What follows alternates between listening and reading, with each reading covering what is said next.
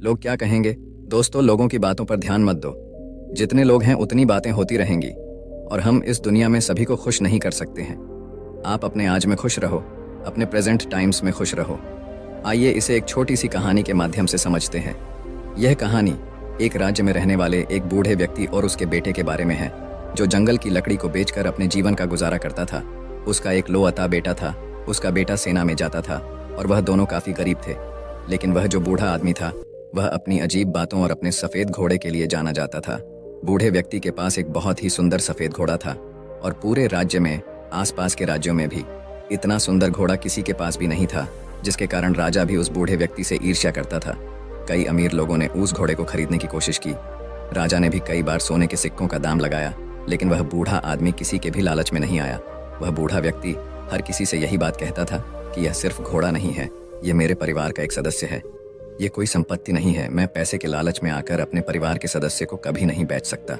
रात का समय हो गया था और वह बूढ़ा आदमी और उसका बेटा दोनों ने खाना खाने के बाद वह लड़का सो गया और उसके पिताजी धोंडे को सारा डाल के अपने घर के बाहर अपने बिस्तर पर सो गए।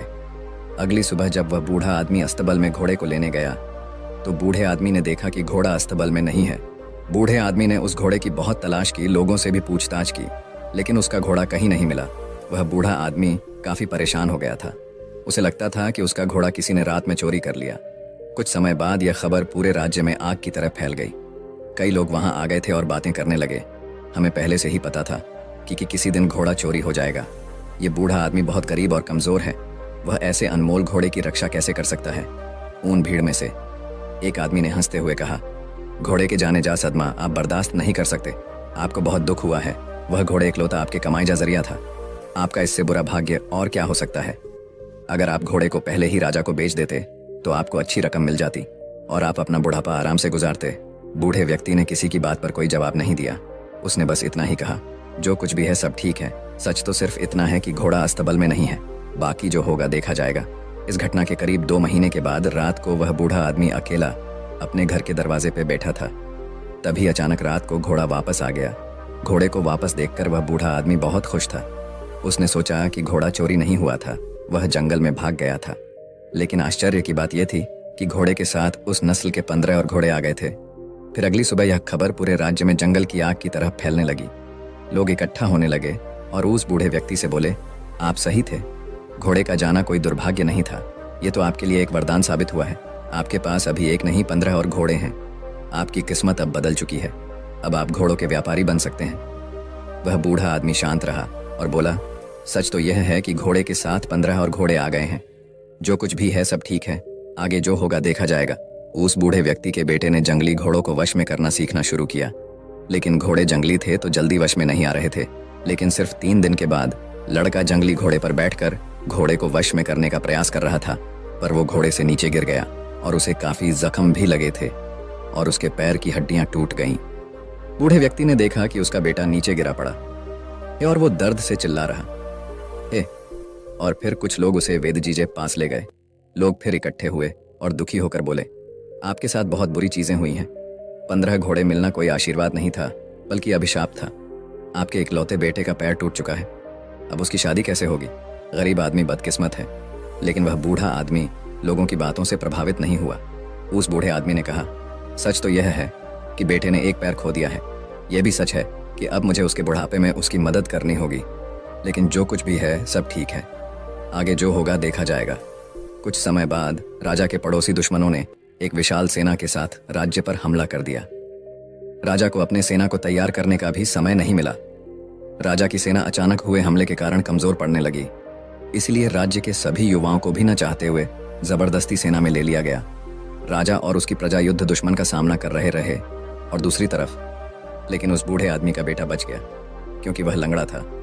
लोग रोते हुए बूढ़े आदमी के घर जमा होने लगे। लोगों ने उनसे कहा, आप सही थे। आपके बेटे का टूटा हुआ पैर आपके लिए आशीर्वाद साबित हुआ है। उसे युद्ध में नहीं जाना पड़ा। लेकिन हम सभी बहुत परेशान हैं। हमारे बच्चे अब चले गए हैं। हमें नहीं पता कि वे युद्ध से वापस आएंगे या नहीं। हम सभी जानते हैं कि आप सुख और दुख में एक से रहते हैं, लेकिन आप यह कर कैसे लेते हैं? बूढ़े व्यक्ति ने कहा, सबसे पहले सच को समझो। सच सिर्फ इतना है कि तुम्हारे बेटे मातृभूमि की सेवा करने गए हैं। शायद यह तुम्हारी इच्छा नहीं थी, फिर भी वे चले गए। यह दुर्भाग्य है या सौभाग्य, कोई नहीं जानता। वह आगे बोला, जब तक आप लोग चीज़ों को अच्छा या बुरा कहने की आदत नहीं छोड़ेंगे तब तक आप परेशान होते रहेंगे। भाग्य की देखभाल क्यों करनी है? अगर करना ही है तो अपने कार्यों का ध्यान रखें, अपने विचारों का ध्यान रखें और खुशी से जीवन जीते रहें। लाभ हानि भाग्य। यह जीवन के छोटे से छोटे हिस्से हैं। जिस तरह आप एक लाइन को पढ़कर पूरी किताब नहीं समझ सकते, उसी तरह आप एक घटना के आधार पर यह कैसे तय कर सकते हैं कि जीवन अच्छा है या बुरा। जो हमारे नियंत्रण में नहीं है, हम उसके बारे में राय बनाते हैं और अर्थहीन निर्णय देकर परेशान हो जाते हैं। जीवन की छोटी छोटी घटनाओं के बारे में निष्कर्ष निकालने के बजाय वर्तमान पल में रहे। जीवन इसी वर्तमान में है। खुश रहे और अपना काम करते रहे। आपको इस बात पर ध्यान देने की जरूरत नहीं है कि लोग क्या कहते हैं, भले ही वे आपके बारे में अच्छा या बुरा बोल रहे हों। यदि आप इस बात पर ध्यान देते हैं कि लोग क्या कहते हैं, तो आपका मन अपने आप बेचैन होने लगता है। इसलिए आपको अपने जीवन के महत्वपूर्ण कार्यों पर ध्यान देना चाहिए, जो आपको हमेशा आंतरिक खुशी देगा। बूढ़े आदमी के शब्दों ने लोगों को सोचने पर मजबूर कर दिया। शायद बूढ़ा सही था। लोगों को अपने बेटों की फिक्र तो थी ही, लेकिन अब उन्हें यह उम्मीद भी थी कि वह युद्ध जीत कर वापस जरूर आएंगे। साथ ही उन्होंने यह भी समझ लिया था कि जीवन में हर घटना एक कारण से होती है और अच्छे या बुरे फैसले समय के साथ बदल सकते हैं। सबसे जरूरी है कि वर्तमान में जीना और अपना कर्म करते रहना। और उसके बाद करीब 2 दिन बाद राजा ये युद्ध जीत गया, लेकिन उस युद्ध में काफी सैनिक और वह नौजवान घायल हो चुके थे। सब लोग उन्हें वापस देखकर बहुत खुश थे और वह बूढ़ा आदमी और उसका बेटा दोनों वर्तमान में आराम से जीने लगे। दोस्तों, इस कहानी से हमें यह सीख मिलती है कि लोगों की बातों पर ध्यान मत दो। जितने लोग हैं उतनी बातें होती रहेंगी और हम इस दुनिया में सभी को खुश नहीं कर सकते हैं। अपने आज में खुश रहो, अपने प्रेजेंट टाइम्स में खुश रहो। इसीलिए जो आपको सही लग रहा है, जिसमें आपका फायदा है, उस बात का अपने दिमाग के आधार पर सही फैसला लो। लोग आज कुछ कहते हैं तो कल कुछ और। इसीलिए हमें लोगों पर नहीं बल्कि अपने काम पर ध्यान देना है, अपनी मंजिल पर ध्यान देना है और आगे बढ़ते रहना है। अगर हम इसी तरह लोगों की बातें सुनते रहे तो हम कभी भी आगे नहीं बढ़ पाएंगे और इनकी बातों में उलझ कर रह जाएंगे। दोस्तों, आपने आज के इस वीडियो से क्या सीखा, वह मुझे आप कमेंट में बता सकते हैं। इसी के साथ में उम्मीद है कि आपको आज की वीडियो पसंद आई होगी। तो इस वीडियो को उस इंसान को शेयर करें जिससे यह कहानी सुनने की ज़रूरत है, और उसी के ठीक बाद चैनल को सब्सक्राइब करें। तो चलिए फिर मिलते हैं ऐसी एक और नई वीडियो में एक नए मैसेज के साथ।